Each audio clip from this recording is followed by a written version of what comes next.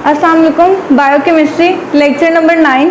अब हम लोग पढ़ने लगे हैं क्लासिफिकेशन। हम लोगों ने कल पढ़ा, प्रीवियस लेक्चर में हम लोगों ने पढ़ा था क्लासिफिकेशन ऑफ लिपिड्स, कि लिपिड्स की हम लोगों ने क्लासिफिकेशन की थी कि लिपिड्स का जो स्ट्रक्चर है, जो उसकी कंपोजिशन है, हम लोगों ने उसकी क्लासिफिकेशन कंपोजिशन के लिहाज से की थी। वो 3 क्लासिफिकेशन हमने पढ़ी थी, सिंपल लिपिड्स, कंपाउंड लिपिड्स और ड्राइव्ड लिपिड्स। ठीक है, 3 तरह के लिपिड्स की हमने क्लासिफिकेशन की थी, सिंपल लिपिड्स, कंपाउंड लिपिड्स और ड्राइव्ड लिपिड्स। लिपिड्स का मैंने आप लोगों को बताया था किन 2 चीजों से बना होता है। लिपिड्स एसिड और अल्कोहल से बना होता है। एसिड कौन से? फैटी एसिड, और अल्कोहल कौन से? ग्लिसरॉल वाले जितने भी अल्कोहल्स हैं। ठीक है, इन दो चीजों को मिला के लिपिड्स बनता है। इसके अलावा और भी चीजें होती हैं जो मिलके लिपिड्स के अंदर और भी चीजें मौजूद होती हैं।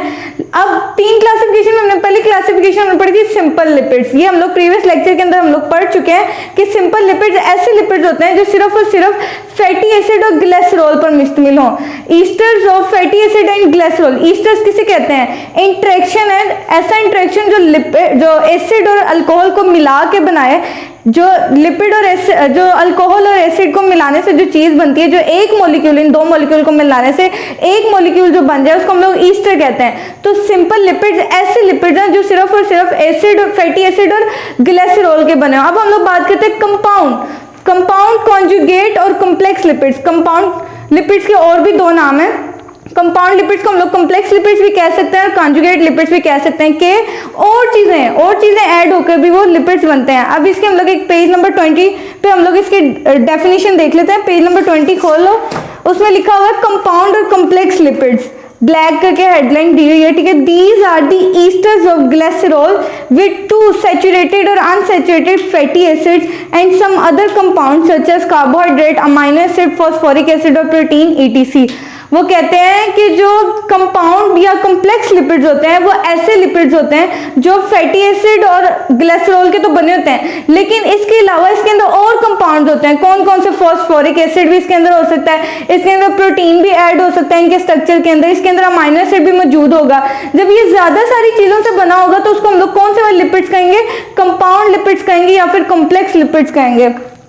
They are also known as complex और conjugated lipids। इनको और क्या क्या कह सकते हैं? इनके सेकंड नेम जो है वो conjugated lipid और थर्ड नेम कौन सा? complex lipids है। तो अगर सिर्फ complex lipid है तो आप लोगों ने यही वाला डेफिनेशन वगैरह लिखनी है। 3 नाम है इसके। ठीक है, फैटी एसिड के आगे इन्होंने एक थोड़ी सी लाइन लिखी है, हम लोग पिछले लेक्चर में भी ये डेफिनेशन पढ़ चुके हैं फैटी एसिड की। An organic acid with a long straight hydrocarbon chain और even number of carbon atoms, for example oleic acid, stearic acid और ब्यूटारिक एसिड। फैटी एसिड ऐसे एसिड होते हैं जो हाइड्रोकार्बन पर मुश्तमिल होते हैं, जिसमें HC वाला बॉन्डिंग होती है। ऐसे इनकी स्ट्रेट चेन्स जितनी भी होंगी उनको हम क्या कहेंगे? Fatty acid. ऐसे एसिड्स जो हाइड्रोकार्बन वाले स्ट्रेट लॉन्ग चेन पर मुश्तमिल होंगे उनको हम फैटी एसिड्स कहेंगे। और जितने भी इन एसिड के अंदर जो कार्बन होंगे वो इवन नंबर होंगे, 2 या 2 के मल्टीपल होंगे, उनको हम लोग क्या कहते हैं? Fatty acid.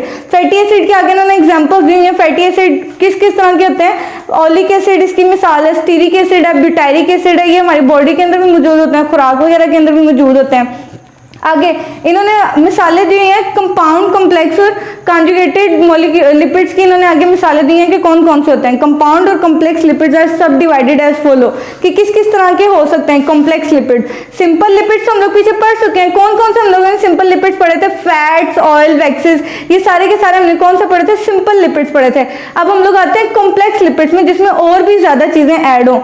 कौन कौन सा है? पहले ग्लाइकोलिपिड्स। पहला कौन सा है? ग्लाइकोलिपिड, जिसका सेकंड नेम है ग्लाइकोफिंगोलिपिड्स। ठीक है, अब इसमें क्या क्या होता है? इसमें साफ पता चला कि ये लिपिड है तो इसमें फैटी एसिड और ग्लिसरॉल तो हर हाल में मौजूद होगा। उसके अलावा इसमें क्या होगा? नाम से पता चल जाएगा कि ग्लाइको या फिंगो। हम देख लेते हैं, एक बार रीड कर लेते हैं। These contain sphingosine. Sphingo word से समझ आ रही है ना कि इसमें फिंगोसाइन होगा। फैटी एसिड, क्योंकि वो लिपिड है तो लिपिड होगा तो उसमें फैटी एसिड तो हर हाल में होगा। एंड मोनोसेक्राइड, मोनोसेक्राइड शुगर है। शुगर की या कार्बोहाइड्रेट की हमने 3 क्लासिफिकेशन पढ़ी थी, मोनोसेक्राइड, डाइसेक्राइड और पॉलीसेक्राइड। तो मोनोसेक्राइड भी इसमें होते हैं। और एन ओलिगोसेक्राइड यूनिट। तो जो ग्लाइकोलिपिड्स या ग्लाइकोफिंगोलिपिड्स हैं किन किन चीजों के बने होते हैं? फैटी एसिड के बने होते हैं, उसके अलावा फिंगोसाइन के बने होते हैं, मोनोसेक्राइड के बने होते हैं या ओलिगोसेक्राइड के बने होते हैं। ये 4 चीजें ग्लाइकोलिपिड्स या ग्लाइकोफिंगोलिपिड्स की बनी होती हैं। वो ये पूछेंगे कि ग्लाइकोलिपिड्स या ग्लाइकोफिंगोलिपिड्स कौन से हैं, तो हम बताएंगे कॉम्प्लेक्स लिपिड्स हैं, कॉन्जुगेटेड लिपिड्स हैं या फिर कंपाउंड लिपिड्स हैं। उसके बाद हम बात करते हैं सल्फोलिपिड्स की, कि सल्फोलिपिड्स में क्या क्या होता है, लिपिड्स हैं, फैटी एसिड और ग्लिसरॉल तो मस्ट होगा, इसके अलावा क्या होगा, इसके अंदर होगा फिंगोसाइन भी होगा, शुगर होगा, सल्फेट ग्रुप होगा। सल्फेट ग्रुप की वजह से इसका नाम सल्फोलिपिड्स आया, ठीक है। इसके अंदर मेजर कौन सा होगा, सल्फेट ग्रुप। वैसे तो सबसे ज्यादा इसके अंदर फैटी एसिड और ग्लिसरॉल होगा, लेकिन इसके अलावा इसमें और बड़ा ग्रुप कौन सा होगा, सल्फेट ग्रुप होगा, इस वजह से इसका नाम क्या है, सल्फोलिपिड। उसके बाद तीसरा हम लोग कॉम्प्लेक्स लिपिड पढ़ते हैं, वो है फोस्फोलिपिड। फोस्फेट पर जो मुश्तमिल होगा ऐसा लिपिड जो जिसके अंदर फोस्फेट ग्रुप भी हो, उसको हम लोग फोस्फेट लिपिड कहेंगे। These lipids contain phosphoric acid, fatty acid, nitrogenous base and alcohol. Alcohol और फैटी एसिड तो पहले से लिपिड की वजह से हैं। इसके अलावा इसमें क्या होगा, फॉस्फोरिक एसिड होगा, H2SO4, ठीक है। फॉस्फोरिक एसिड P3HO2, हाँ H3PO4, ठीक है। उसके बाद फिर हम लोग आखिरी वाली पढ़ेंगे lipoproteins.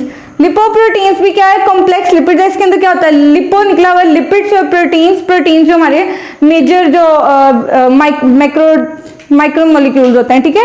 These are macromolecular complexes of lipids and proteins. ये भी कॉम्प्लेक्स कंपाउंड है, कॉम्प्लेक्स लिपिड है जो कि लिपिड्स और प्रोटीन्स पर मुश्तमिल होता है, ठीक है। ये इतने आज हम लोगों ने पढ़ लिए कॉम्प्लेक्स लिपिड्स। अब हम बात करते हैं ड्राइव्ड लिपिड्स की। सिंपल लिपिड्स वो थे जो सिर्फ और सिर्फ फैटी एसिड और ग्लिसरॉल के बने हुए थे। कंपाउंड या कॉम्प्लेक्स लिपिड्स ऐसे जो फैटी एसिड और ग्लिसरॉल के अलावा और भी दूसरी चीजों पर मुश्तमिल थे, जैसे carbohydrate, protein, sphingosine, phosphate group, phosphoric acid, उसके बाद प्रोटीन्स वगैरह पर और चीजें भी इसके अंदर ऐड थी। अब हम बात करते हैं ड्राइव्ड लिपिड। तीसरी क्लासिफिकेशन कौन सी है, ड्राइव्ड लिपिड। ये कौन से लिपिड्स होते हैं, ये क्या करते हैं, these lipids are obtained on hydrolysis of simple और कॉम्प्लेक्स लिपिड्स। अब जो ये लिपिड्स हैं, ड्राइव का मतलब क्या होता है, निकालना, किसी चीज से निकालना। अब ड्राइव्ड लिपिड ऐसे लिपिड्स हैं जो कॉम्प्लेक्स लिपिड्स और सिंपल लिपिड्स को तोड़ने से मिलते हैं।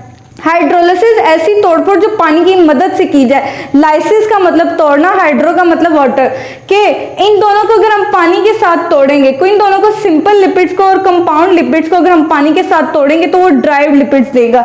ये फॉर एग्जांपल मैं बात करती हूँ, अगर मैं सिंपल लिपिड्स को हाइड्रोलिसिस करती हूँ, सिंपल लिपिड्स को पानी के साथ तोड़ती हूँ, तो आगे से ये क्या देगा, दो चीजों का बना हुआ है, ग्लिसरॉल और फैटी एसिड, तो ये आगे से ग्लिसरॉल और फैटी एसिड देगा। तो वो जो ग्लिसरॉल और फैटी एसिड जो इसके अंदर से निकले हैं, इसके पानी के साथ तोड़ के, इस पानी के अंदर जब लिपिड्स चिकनाई को अगर हम हल करें तो जो ये दो चीजें देगा, वो जो दो चीजें होंगी उनको हम क्या कहेंगे, ड्राइव्ड लिपिड्स कहेंगे। इसी तरह अगर मैं कंपाउंड लिपिड को तोड़ती हूँ, फॉर एग्जांपल मैं सल्फोलिपिड को तोड़ती हूँ, तो इसके अंदर से क्या क्या निकलेगा, फैटी एसिड निकलेगा, ग्लिसरॉल निकलेगा, सल्फेट ग्रुप निकलेगा।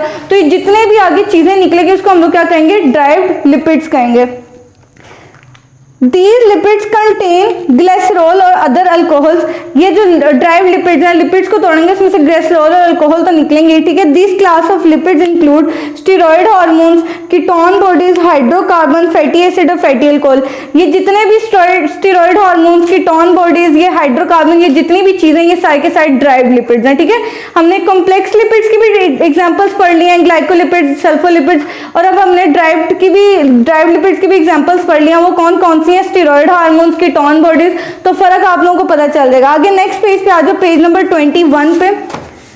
उसमें हम लोग पढ़ेंगे फंक्शंस ऑफ लिपिड के, लिपिड्स के फंक्शन क्या है। लिपिड्स आप लोगों को पता है ना, चिकनाई को कहते हैं। जितने भी खुराक के अंदर, जितनी भी हमारी डाइट के अंदर, बैलेंस डाइट के अंदर जितनी भी चिकनाई है उसको हम लोग लिपिड्स कहते हैं। अब उसका काम क्या है, लिपिड्स हमें क्यों खाने चाहिए, किस हद तक खाने चाहिए, उससे कितने में फायदा होगा, ये सब कुछ अभी हम पढ़ते हैं। पहली बात यह कि lipids are good source of energy. सबसे बड़ा काम यह है कि लिपिड्स हमें एनर्जी हासिल होती है। सबसे ज्यादा एनर्जी तो हमें कार्बोहाइड्रेट, प्रोटीन वगैरह से हासिल होती है, लेकिन इसके अलावा लिपिड से भी हासिल होती है, ठीक है। तो एनर्जी का सोर्स है, पहला फंक्शन ये है कि एनर्जी का सोर्स है लिपिड के। लिपिड्स को खाने से, खुराक में लिपिड्स को खाने से हमें एनर्जी हासिल होती है। जितने भी हम बर्गर शर्गर वगैरह खाते हैं ना, उससे हमें एनर्जी तो मिलती है, लेकिन एक हद तक। उससे ज्यादा हद से खाएंगे तो फिर हमें बीमारियां हो जाएंगी, मोटापा हो जाएगा, ओबेसिटी वगैरह दूसरी बीमारियां हो जाएंगी। Lipids are essential for the absorption of fat soluble vitamins like vitamin A, D, E and K। Lipid जरूरी होते हैं, जितने भी हमारे जिस्म के अंदर फैट सोल्यूबल विटामिन हैं, फैट को सोल्यूबल करने वाले विटामिन हैं, उनकी अब्जॉर्प्शन के लिए लिपिड्स हमारे जिस्म में जरूर जाने चाहिए। कौन कौन से विटामिन की अब्जॉर्प्शन के लिए?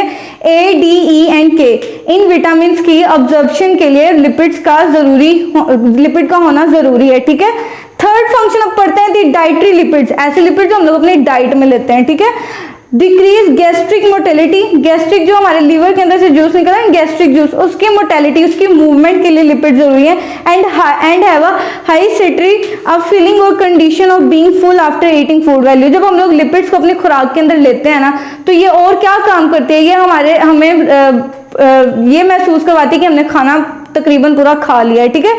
ऐसी कंडीशन या फीलिंग के लिए लिपिड्स जरूरी होती हैं, या ये काफी इसमें काम सरंजाम देते हैं। Body fats gives anatomical stability to organs. इसके अलावा जो हमारे बॉडी ऑर्गन्स है, जितने भी लीवर, किडनी वगैरह, इनको जो स्ट्रक्चर देता है, जो इनके स्ट्रक्चर को मेंटेन करता है, एक शेप देता है, वो कौन देता है? Body fat. जितना भी बॉडी का फैट है वो इन ऑर्गन्स को स्टेबिलिटी देता है, इन ऑर्गन्स का एक स्ट्रक्चरल स्टेबिलिटी देता है, ठीक है। अब हम 5 फंक्शन की बात करते हैं। 5th फंक्शन लिपिड्स का ये है, fats are good reservoir in the body, adipose tissue is the best suited for this purpose due to its very little water content. अब जो हमारा फैट है ना, वो एडिपोज टिश्यू के अंदर स्टोर होता है। क्यों? क्योंकि उसके अंदर पानी की जो मिकदार है वो बहुत ज्यादा कम होती है, ठीक है। Lipids exert an insulating effect on the nervous tissue. अब जो लिपिड्स है ना, वो नर्वस टिश्यू के ऊपर इंसुलेटिंग इफेक्ट देते हैं। आगे 7th जो सा फंक्शन है वो ये, lipids are integral part of the cell protoplasm and cell membranes. अब जो लिपिड्स है ना, वो सेल की प्रोटोप्लाज्म और सेल मेम्ब्रेन का एक अहम हिस्सा है। हमने पढ़ा था ना, हम लोगों ने पिछले सेल स्ट्रक्चर में हम लोग पढ़ा था कि जो सेल की सेल मेम्ब्रेन होती है, जो उसकी बाहर वाला एक सेल होता है, उसके अंदर न्यूक्लियस होता है, उसकी सेल मेम्ब्रेन होती है। जो उसकी सेल मेम्ब्रेन होती है वो लिपिड्स की बनी होती है, प्रोटीन्स की बनी होती है। हम लोगों ने सेल मेम्ब्रेन का प्रॉपर स्ट्रक्चर पढ़ा था कि जो लिपिड्स की जो सेल की मेम्ब्रेन है ना, वो फॉस्फोलिपिड से बनी है, कि मतलब मेम्ब्रेन के अंदर काफी बड़ी तादाद लिपिड्स की भी है। तो लिपिड सबसे ज्यादा हमारे सेल्स के अंदर कहाँ पाया जाता है? मेम्ब्रेन के अंदर पाया जाता है। क्यों? मेम्ब्रेन जो सी बनी होती है वो फॉस्फोलिपिड्स की बनी होती है। Some lipids act as precursors of very important physiological components such as cholesterol is precursor of steroid hormones। बहुत सारे लिपिड्स ऐसे भी हैं जो और चीजें बनाने के लिए इस्तेमाल होते हैं। ऐसे लिपिड्स जो और चीजें बनाने के लिए इस्तेमाल होते हैं, ये भी इनका काम है। जैसे फॉर एग्जांपल हम एक लिपिड की बात करें, कोलेस्ट्रॉल एक लिपिड है, उसकी बात करें तो जो कोलेस्ट्रॉल है वो स्टीरॉयड हार्मोन बनाने के लिए पहले इस्तेमाल होता है, ठीक है। अगर कोलेस्ट्रॉल होगा तो आगे स्टीरॉयड हार्मोन होगा। तो इस तरह वो एक चेन बनाने के लिए, चीजें बनाने के लिए लिपिड्स इस्तेमाल भी हो सकते हैं, एनर्जी भी दे सकते हैं। कहाँ पाए जाते हैं? सेल मेम्ब्रेन में पाए जाते हैं। और भी हम लोगों ने सारे फंक्शंस की बात कर लिया। आज का लेक्चर इतना ही। कल से हम लोग प्रोटीन, नेक्स्ट मैक्रोमोलिक्यूल की स्टडी स्टार्ट करेंगे। समझ ना ही हो तो फीडबैक जरूर दीजिएगा। अल्लाह हाफिज।